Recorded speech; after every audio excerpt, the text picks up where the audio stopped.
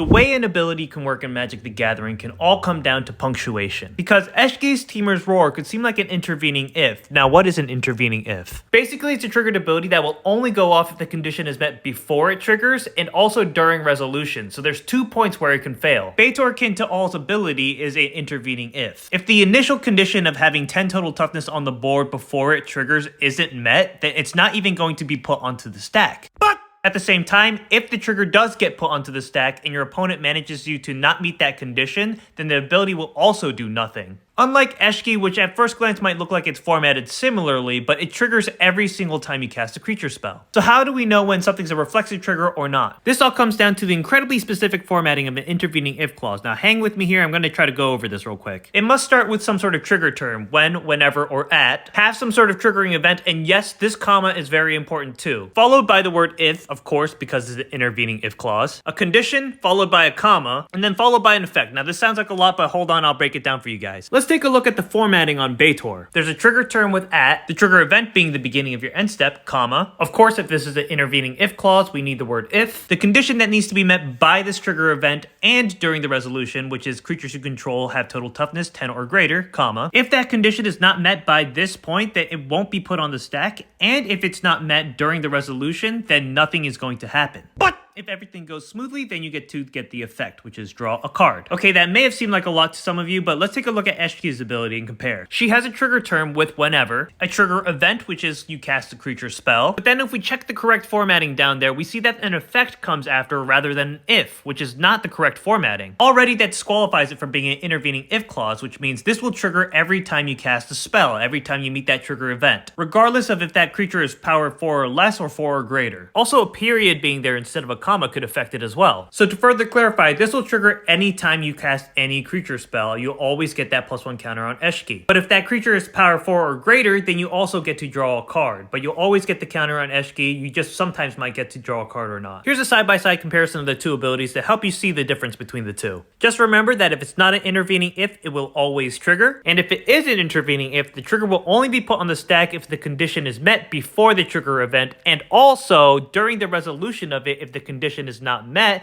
then you will get none of the effect. None of it will happen.